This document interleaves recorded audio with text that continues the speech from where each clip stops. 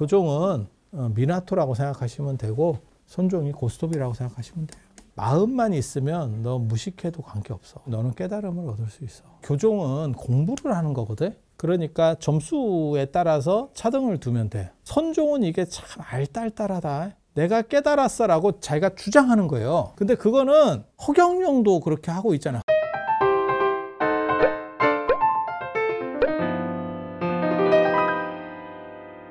한국에 불교를 처음으로 들여온 사람, 우리나라에서 불교를 제일 먼저 들여온 사람은 누군지 몰라요.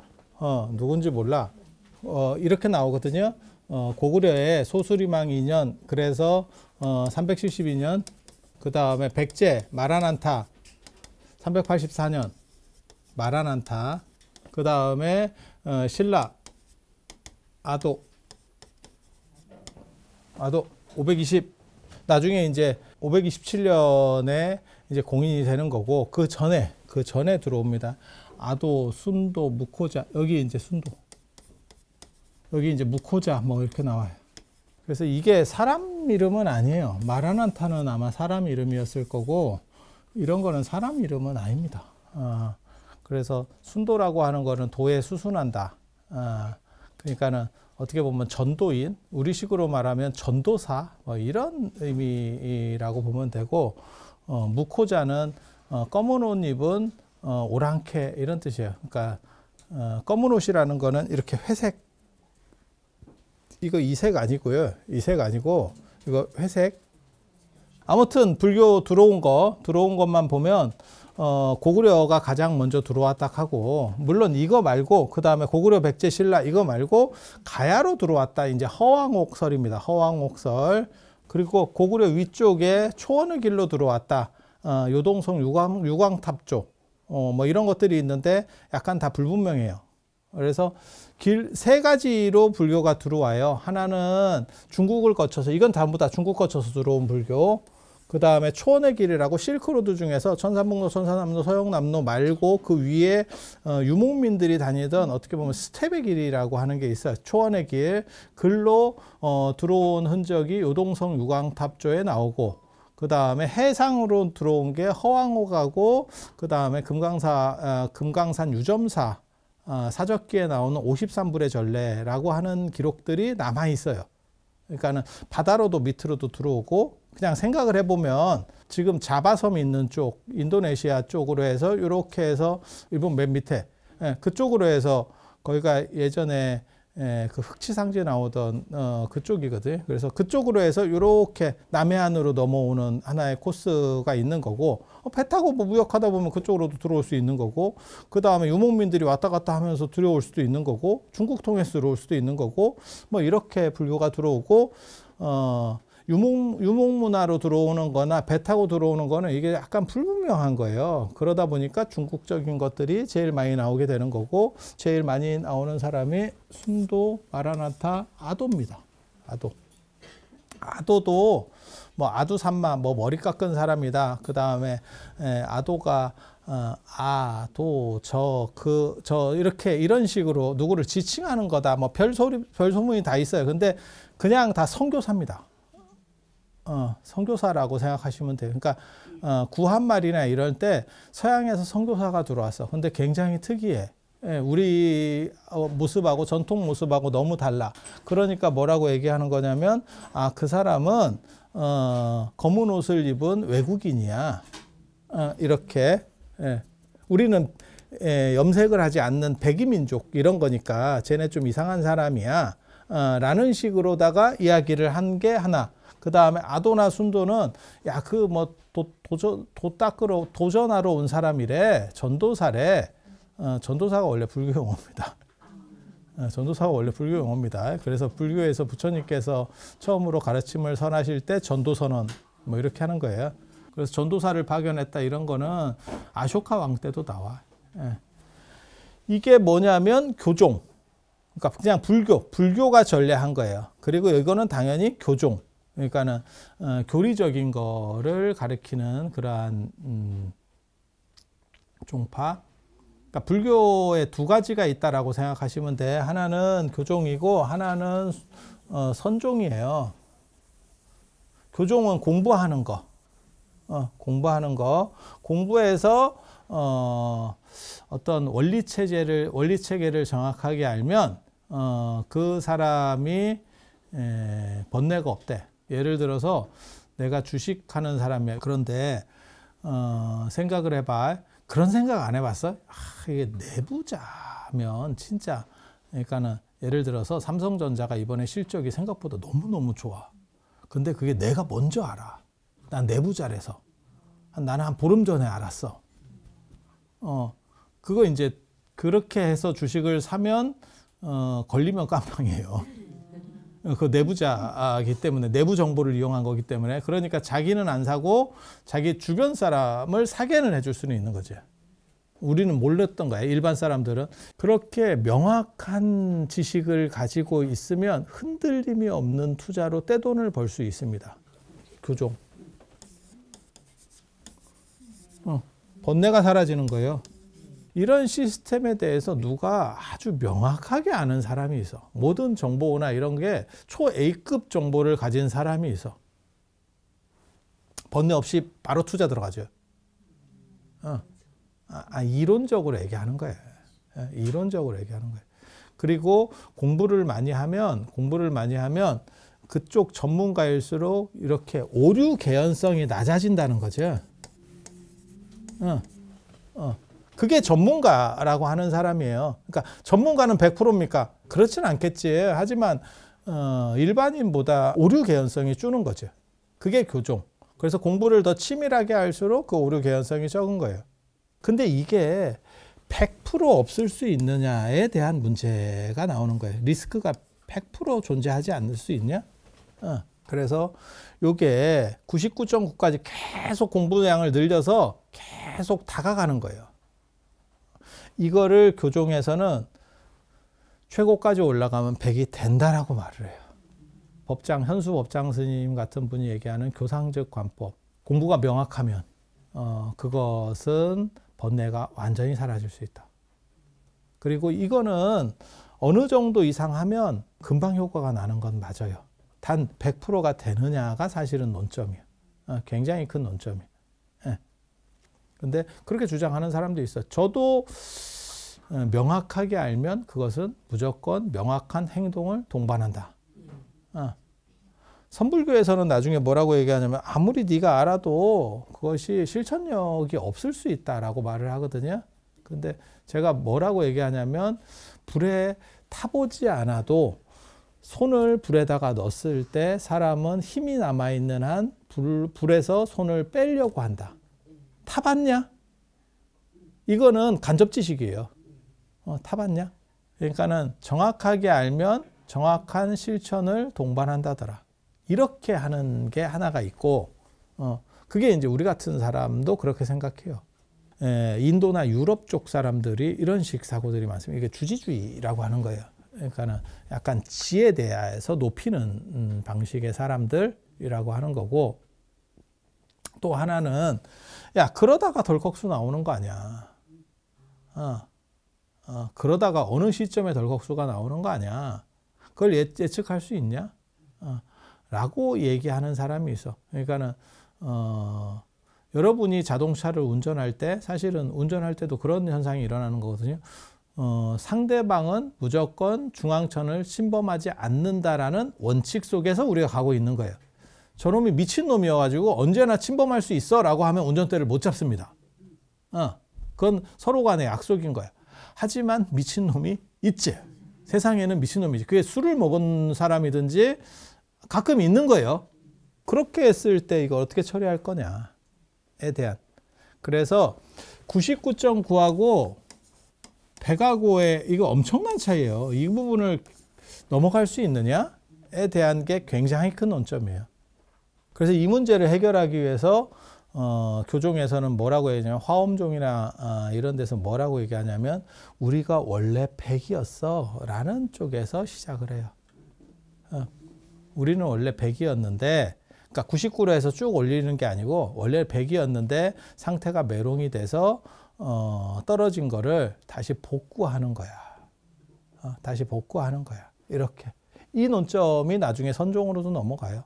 근데 이제 문제는 이게 뭐냐면 이 교종을 공부하려면 일단 문자를 알아야 되고 경전을 또 배워야 되는데 가방끈 긴 사람의 특징이 뭐든지 어렵게 만들어요. 가방끈 긴 사람이 어렵게 하는 이유가 뭔지 알아요? 있어 보이려고 해요. 그게 애매한 접점이 있어요. 내가 인생을 살아보면서 느끼는 건데 애매한 접점이 있어요. 애매한 접점이 뭐냐면 쉬워 보였을 때 혹시 저 사람이 나를 띄엄띄엄 보지 않을까? 그러니까 아예 대가라고 소문이 날 정도까지 되면 쉽게 할 수도 있어요. 그런데 그 정도 대가라고 소문이 날 정도면 이미 간 사람이야. 젊어서 나는 경우도 있어요. 그건 예체능입니다. 근데 인문학이나 뭐 종교나 이런 데서는 그게 안 돼요. 쉽게 가면 사람이 약간 날리는 듯한 느낌? 내가 그런 느낌 잘 주잖아. 날리는 듯한 느낌? 그런데 저 같은 경우는 그거를 해도 된다라고 생각하는 이유가 뭐냐면 내가 논문을 많이 쓰기 때문에 그런 거예요. 그래서 만약에 내가 논문을 못 쓰는 상황에서 이런 식으로 말을 하면 굉장히 욕을 지금도 욕을 먹지만 더 많은 욕을 먹었을 거예요. 이게 책 만들고 논문 쓰고가 되기 때문에 이게 상세가 되는 거예요. 그래서 이게 공부하는 사람들의 최대 문제점 중에 하나가 뭐냐면 있어 보이려고 하는 거를 해. 그래서 점점 어려워져. 이게 잘못하면 무슨 일이 벌어지냐면 그들만의 리그가 됩니다. 그러면 전체 많은 사람들은, 거기에서 소외된 많은 사람들은 어떻게 하느냐. 미나토에서 고스톱으로 넘어가는 그거죠. 고스톱이 뭐냐면 피해 반란이지, 피해 반란.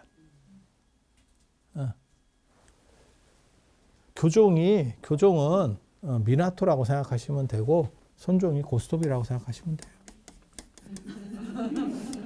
너 마음 있지? 마음만 있으면 너 무식해도 관계없어. 그것만 이렇게 환기시킬 수 있으면 너는 깨달음을 얻을 수 있어. 이렇게 얘기하는 거예요. 여기는 공부해야 되고 어떤 걸 익혀야 되고 또 무슨 문제가 벌어지냐면 세상에 지식에는 두 가지 지식이 있어요. 아까 얘기한 것처럼 불에 손을 넣어서 타는 것처럼 명확한 인지라고 하는 게 있어요. 명확한 인지. 그거는 내가 인지 능력이 있는 한은 내가 불에다가 손을 넣었을 때 어떻게 해서든지 빼. 하지만 불명확한 인지가 있다니까. 그건 뭐냐면 여러분들이 어렸을 때 기억했었던 노래 가사들 다 날아갔죠. 거의 대부분. 상당히 좋아했고 오랫동안 반복했지만 날아가는 것들이 있죠. 그래서 그런 불명확한 인지들이 어느 정도까지 작동을 하느냐가 문제인 거예요. 그래서 이게 조금 그런 문제들이 있어요. 100% 알 수 있느냐에 대한 문제는 어떻게 해결하냐면 우리는 원래부터 100%에서 시작했는데 가려져 있을 뿐이다. 라는 부분으로 해소를 하는데 세상에는 나이 먹다 보면 점점 기억력이 떨어지잖아. 그런 부분들을 공부를 해서 내가 그걸 잘 알아. 진짜 그거 내가 전문가였지. 하지만 지금은 아니지. 라고 하는 부분을 어떻게 처리할 거냐. 근데 예전에는 이게 이제 조금 그렇게까지 심하지 않았던 거는 사회변동폭이 느리면 따라갈 수가 있어요. 근데 지금같이 사회변동폭이 빠르면 저게 이제 쉽지가 않은 부분이 또 벌어져요. 그리고 또 뭐가 있냐면 불변의치라고 하는 거를 나머지는 가변적인 거고 이것들은 변화하는 거고 이 핵심만 잡으면 되는 거 아니야? 라고 생각하는 생각이 또 있는 거예요. 그것만 잡으면, 그것만 안 변하면 되는 거지. 모든 것을 내가 다 알 수는 없잖아. 전지전능할 수는 없잖아. 이렇게 주장하는 관점도 있어요. 그러면 내 본체만 잡으면, 제가 늘상 얘기하는 것, 저도 그런 얘기 하거든요. 볼리비도생이라고, 근본이 바로 서야 도가 생한다고. 그 근본만 바로 잡으면 되는 거다. 라고 하는 게 있어요. 그게 이제 인간의 행복과 관련된 부분이에요. 그 부분만 바로 잡으면. 선종에서는 그걸 훨씬 더 심플하게 갑니다. 다 필요 없고요. 뭐 귀족 뭐 이런 거 다 필요 없고, 위에는 공부해야 되고, 뭐 머리 아파. 이쪽은 다 필요 없고, 네 마음 한 번만 되돌리면 돼. 라고 말하는 거예요. 그런데 여기서 이제 단점이 뭐냐면, 야, 그렇게 그렇게 날로 먹는 게 있을까에 대한 생각이지. 말은 될 것 같기도 한데 그게 뭐하고 똑같은 얘기냐면 백성이 가장 귀하다. 국민이 가장 귀하다. 국민을 섬기기 위해서 나왔다. 맞죠? 그거를 부정하지는 않는데 그게 아닌 것 같은데 살아보면 그 문제를 이제 여기서의 사실 선종에서의 최대 문제점이 그거예요. 그러니까 모두 다 마음이 있고 그 마음만 돌리면 깨달음을 얻을 수 있어. 어쩌라고? 모든 인간은 다 존엄하기 때문에 다 대등 관계고, 그러니까는 무슨 뭐 재벌이든지 정치인든지 다 관계없이 다 대등 관계고, 우리는 모두 다 하나의 표를 가지고 있어. 그런 걸 부정하지는 않지. 그리고 대한민국 국민이면 누구나 대통령이 다 될 수 있어. 하지만 현실은 어떠냐? 그거는 가장 기본적인 얘기고, 현실은 너는 대통령 못 되고. 그러니까는 이념적으로는 굉장히 훌륭해요. 하지만 차등이 없을 수 있느냐? 예전에 그런 얘기도 있었거든요. 삼성이 잘 나갈 때 삼성 때문에 차등이 발생하니까 삼성을 다 국가 기업으로 만들어 버리고 처리하자. 그러면 다 평등해지는 거 아니냐? 서울대 없애자는 얘기도 있었지. 그런 논리도 가능해요. 그런데 우리 같은 사람은 뭐라고 얘기하냐면 몇 년만 지나면 또 재벌은 생기고 그 다음에 노숙자는 생긴다. 이걸 어떻게 처리할 거냐? 그러면 재벌이 노숙자보다 우월하냐? 그건 아닌데 현상적으로는 그렇지. 이거를 평등해요 라고 말하면 그거는 이념적인 얘기지. 현실적으로 그렇지 않잖아. 모든 인간은 존엄하지. 그걸 부정하는 게 아니고, 그 평등을 부정하는 게 아니고 현상적 차별을 어떻게 할 거냐는 거예요. 마음만 가지고 있으니까 귀족이나 평민이나 전부 다 같은 거 아닙니까? 같이 부처님이 될 수 있는 거 아닙니까? 그런데 귀족 부처님이 있고 평민 부처님이 있어. 이거 다르다. 그리고 이거는 굉장히 재밌는 거예요. 불교에서도 그렇게 얘기를 해. 그거 옛날부터 그랬어. 그래서 아미타 부처님 세계는 살기가 되게 좋은 세계고, 석가모니 부처님 세계는 좀 거지 같대. 그러니까 예를 들면 그런 거죠. 아주 굉장히 대단한 천재가 있어. 그 사람이 살고 있는 나라도 좋아하고 힘든 데서 천재라고 하는 것도 가능하죠. 둘 중에 뭐가 좋을까요? 천재니까 대등 관계인가? 소말리아에서 대단한 천재가 있어. 미국에서 대단한 천재가 있어. 야, 어느 게 좋아? 그치? 그 차등 얘기를 해야 되는데 선종은 그 얘기를 잘 안 해요. 그래서 선종이 자꾸 뭐랄까 바닥으로 깔려고 하는 약간 선종이 무료급식 같은 이미지가 있어요. 그래서 선종이 발전하면 차등에 대한 부분들을 균질화시키려는 노력을 해. 그래서 예술이나 문화가 떨어집니다. 그러니까 선종시기가 되면 불상이나 이런 장엄들이 오히려 퇴화해요. 이해가 됩니까? 평등하다라고 하는 개념이 우선권을 가지고 있어요. 그러면 저런 귀족주의, 예를 들면 교종 같은 경우는 차등이거든요. 배운 사람과 못 배운 사람의 차등. 그러니까 그런 얘기 있잖아. 의사나 식급 공무원이나 월급을 똑같이 주면 세상이 좋은 거 아니냐. 그냥 200에 맞춥시다. 어때? 아니 그런 논리들도 있었어요. 그게 어떻게 보면 공산주의 그런 얘기 하거든요. 그런 평등. 그런 식으로 하면 모두 다 행복한 게 아니고 전체가 다 골로 가죠. 그게 이제 공산주의가 펼쳤던 방식 중에 하나야. 아니 이치적으로는 괜찮아. 그런데 차등을 둬야 사실은 절도 내가 왜 한국 불교가 발전을 잘 못한다라고 말하냐면 불교가 저런 큰 절들의 특징이 뭐냐, 공무원 구조랑 비슷해가지고 인센티브라는 개념이 없어.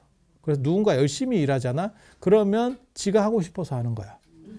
그리고 저 사람은 열심히 하니까 월급을 좀 더 줘야 되는 거 아닙니까? 그러면 열심히 안 하는 다른 놈들이 뭐라고 얘기하냐면 똑같은데 들어온 순서가 있는데 그게 말이 됩니까? 또 이렇게 얘기한다고. 그러니까 이게 교종의 귀족주의라고 하는 거는 차등을 어느 정도 인정해주고, 그러니까는 미나토판이라고 생각하시면 된다니까. 광은 광, 10거짜리는 10거짜리, 5거짜리는 5거짜리, 껄짝은 껄짝이에요. 그렇게 차등을 두고 그 차등을 용인하는 거죠. 그러면 있는 사람은 있는 사람들을 쓰는 거고, 없는 사람은 못 쓰는 거고.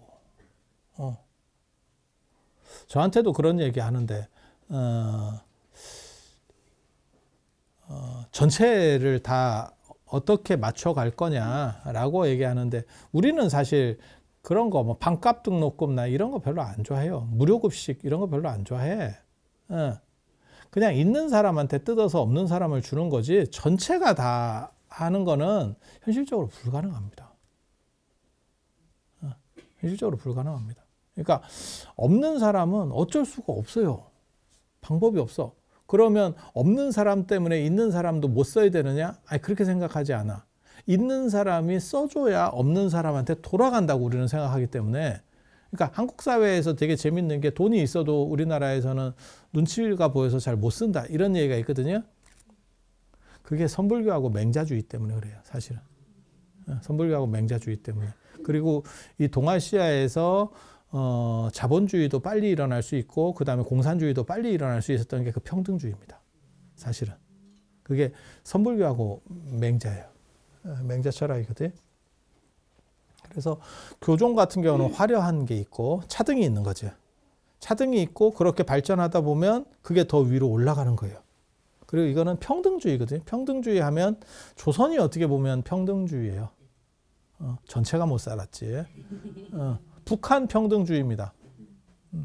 근데 이제 장점은 있어요. 그런 평등주의의 최대 장점은 뭐냐면, 다 못 살기 때문에 불만은 생각보다 적어. 그래서 제가 그 얘기 하잖아요. 남한보다 북한이 행복 만족도가 높다. 행복 지수가 오히려 높다. 왜? 전체가 그지기 때문에 비교 대상이 없는 거예요. 남한은 비교 대상이 많고, 그 다음에 인스타나 페북이 들어오면서 이제 불행의 강도를 더 크게 느낀다는 거죠. 그래서 요게 이제 차이가 있는 거고, 결국 이쪽이 쪽수가 많습니다. 당연한 얘기인데, 문자를 아는 사람보다 예전에 문자를 모르는 사람이 더 많고, 누구나 사람이 부처님이 되고는 싶고, 불교 시절에 부처님이 되고는 싶고, 그래서 결국 당나라 중기부터 선불교가 이기기 시작하거든요. 그리고 중국에서 선불교가 유행을 하니까 우리나라에도 선불교가 들어와요. 제일 먼저 들어왔었던 게, 그러니까 우리나라에 372년, 384년, 527년 이런 거는 교종이 들어온 얘기를 하는 거고, 그 다음에 나중에 신라말 고려 초에 선불교가 중국에서 유행을 하니까 들어와요. 그리고 그렇게 이제 중국에서도 선불교가 유행하는 이유는 뭐냐면, 나라가 혼란스러워요. 나라가 혼란스러우면 체계적으로 공부하기가 쉽지가 않습니다. 그것을 극복할 수 있는 어떻게 보면 명상이라고 하는 거는 가능하죠. 그래서 선불교를 들여오신 분이, 이 선을 가장 먼저 들여오는 게 도의 스님이에요. 원적도의라고, 설악산 진전사 원적도의. 그리고 이제 사람들이 쭉 들여오기 시작을 하거든요. 이 도의 스님 굉장히 중요합니다. 이 양반을 한국 불교의 시조로 볼 거냐에 대한 문제가 벌어져. 시조가 될 수 있을까? 그리고 이제 가지산에서 시작했다 그래서 나중에 가지산파거든요. 가지산. 구산선문, 뭐 13산선문, 뭐 이렇게 하고 여러 가지들이 있는데, 나중에는 싹 거의 다 밀리고 한 2개 정도 남아요. 그게 이제 범일국사의 사골산문. 둘 다 강원도 쪽 사람이에요.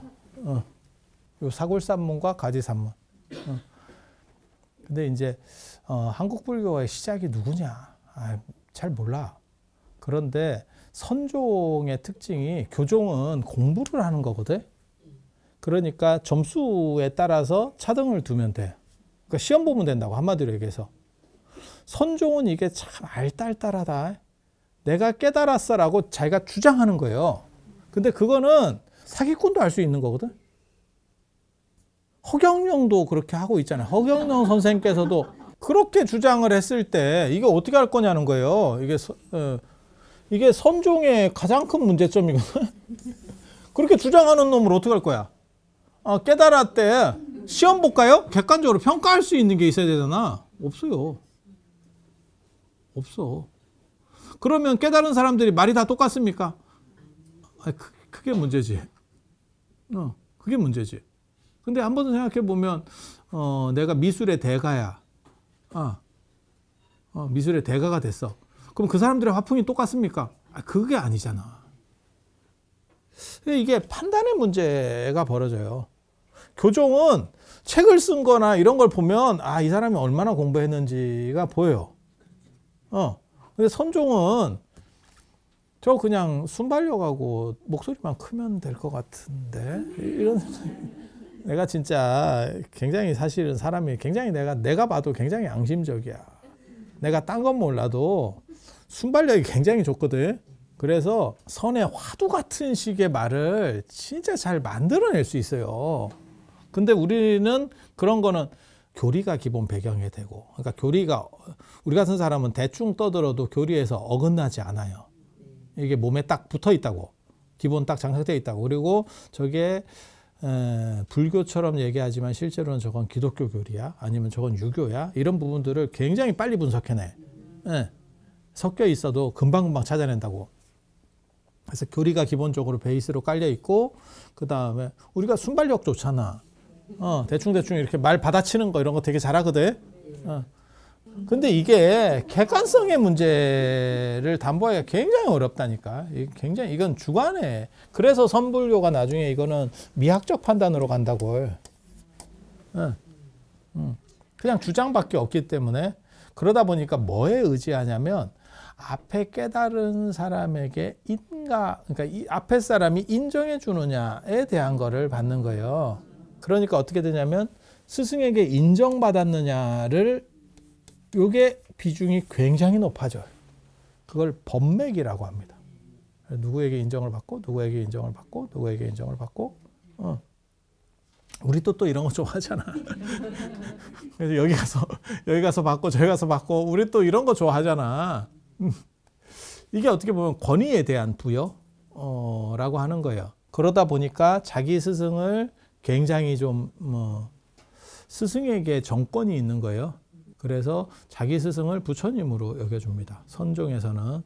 그래서 자기 선생님은 법당에서 법문을 하는 거고, 원래는 교종 같은 경우는 이게 법당이면, 그러니까 이게 대웅전이에요. 우리식으로 말하면 그냥 대웅전, 쉽게 말하면 이걸 금당, 금전이라고 하는데 옛날에는 대웅전이에요.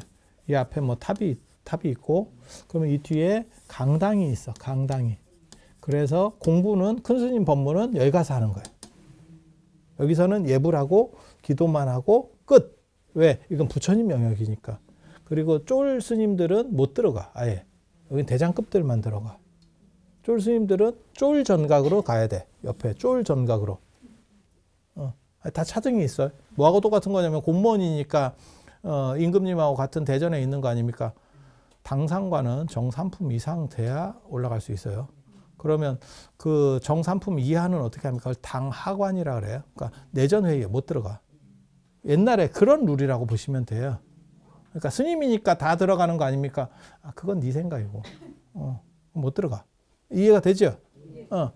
그렇게 하는 거고, 큰 스님이라도 부처님 앞에서는 별 볼 일이 없는 거지. 그래서 뒤에 강당에서 이제 공부를 시키는 거야. 그런데 선불교가 되면 생사여탈권을 스승이 갖고 있는 거다. 내 권위의 생사여탈권을 스승이 갖고 있는 거야. 그래서 스승을 부처님으로 올려버립니다.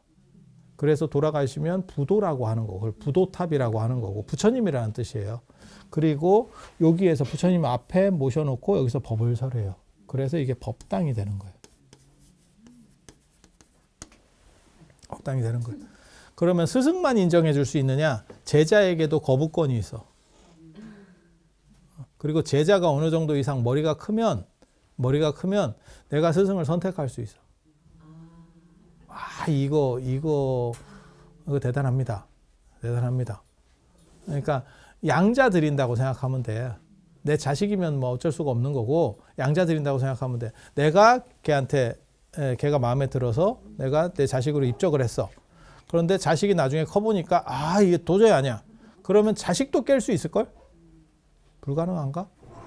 이런 식의 쌍방이 가능해요. 이런 식의 쌍방이 가능해.